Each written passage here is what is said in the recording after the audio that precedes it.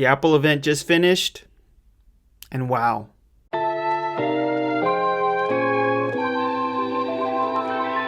Hey guys, welcome to Retether Tech. My name is Jonathan, and like I just mentioned, the Apple event just finished. There was a lot of interesting things announced at this Apple event. So let's just get right into it. Let's start talking about all the cool features, all the cool products that were announced. And let's start with the first thing that Apple announced at this event, the HomePod Mini.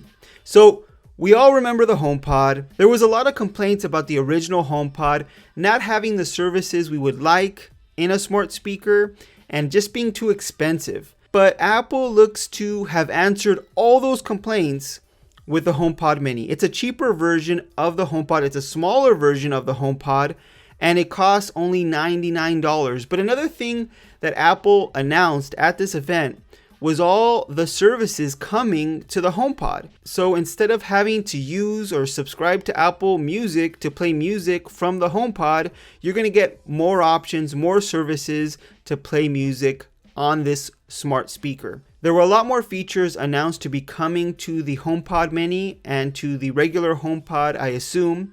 And Apple claims that this is the best sounding smart speaker at this size. Of course, we'll have to wait and see.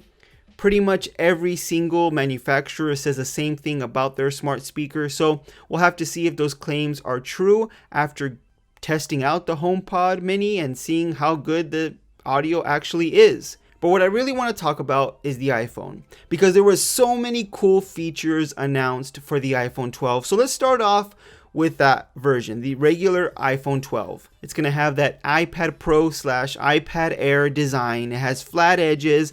I love the design. I'm personally a huge fan of that form factor. I loved it when it was on the iPhone 4 and the iPhone 5. I am so happy Apple is going back to that design. It just looks way cleaner, way nicer. That's just my opinion. The iPhone 12 is going to have a 6.1 inch display. It's going to have dual camera sensors. We pretty much knew what to expect with the iPhone 12. With all the leaks and rumors that we heard before the announcement, we kind of already knew exactly what the iPhone 12 was going to have. And this event confirmed pretty much that all the leaks and rumors were true. But the cool thing about these new iPhones, and this is true for all 4 models, they have a smaller footprint with a larger display. So this iPhone 12 with a 6.1 inch display is going to have about the same footprint as a iPhone 11 Pro. And that's really thanks to smaller bezels. So we're getting a larger display and about the same size iPhone, which I'm a huge fan of. I always love when companies slim those bezels down and give us a larger display in a smaller phone. But speaking of smaller phones, Apple also announced a smaller model iPhone, the iPhone 12 Mini. And this phone just looks awesome. It has a smaller footprint than the iPhone SE, and they showed that off at the event as well. It has a smaller footprint as the smallest iPhone available now, the iPhone SE,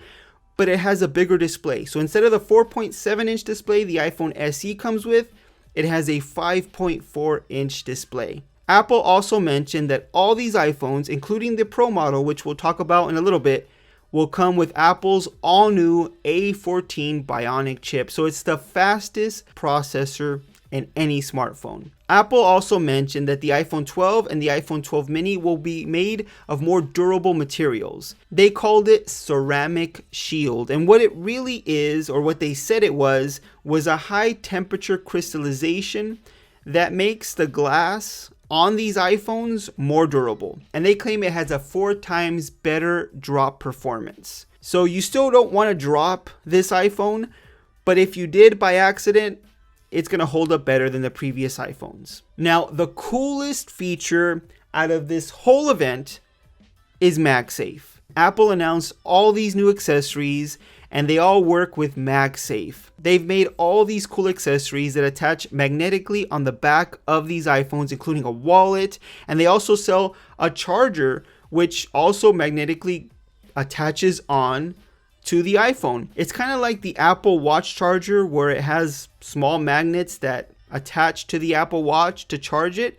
Well, there's going to be that option for the iPhone. There's even third-party manufacturers already making wireless chargers that magnetically attach to the iPhone for your car, which is awesome. This is an awesome feature, and it kind of makes me wonder why other companies haven't done this before. These accessories are probably going to be really expensive, just like any other Apple accessory. But speaking of accessories, let's talk about something else Apple announced at the event that's going to affect the accessories that are included inside the box of the iPhones. So let's start off with the AirPods. They're gone. Apple is no longer going to include EarPods inside the box. So those wired earbuds that you're so used to getting inside any iPhone box, they're gone. Apple claims that they're eliminating these EarPods inside the box to help with e-waste. And even though that might be true, we all know what it's really for. Apple is just trying to save money with the iPhones. If they eliminated an EarPod from every single box, it's going to save them money. And of course, every EarPod probably costs very little for Apple to include inside the box. But for every single device they ship out, if they save that little bit of money on each shipment, it adds up to be a lot. And that's not the only thing that Apple is removing from every single iPhone box. They're also eliminating the power brick. Apple did say that they're including their USB Type-C to Lightning cable inside the box. So it's nice that they're including a better cable. But if you're the type of person that doesn't have these charging bricks laying around, or if you use those EarPods to listen to music on your iPhone, you might be upset that Apple is making this change. But it's kind of hard to complain because Apple goes out and mentions that this is all for e-waste. This is to help the earth and to stop causing all this pollution across the world. And it kind of makes sense, but we all know what the real reason is. It's for them to save money on their iPhone shipments. That's it. The iPhone 12 is going to start at $799. The iPhone 12 mini is going to start at $699. So those are good starting points for the iPhone. I'm really excited about the iPhone 12. The iPhone 12 mini and the iPhone 12 look to be probably the best phones of the year, at least in my opinion. But now let's get into the iPhone 12 Pro and the iPhone 12 Pro Max. The iPhone 12 Pro is going to have a 6.1-inch display, so it's about the same form factor as the regular iPhone 12. And they did the same thing as the other iPhone 12 models. They slimmed down those bezels, so it's pretty much the same form factor as the iPhone 11 Pro with a larger display. The iPhone 12 Pro Max has the largest display in any iPhone ever.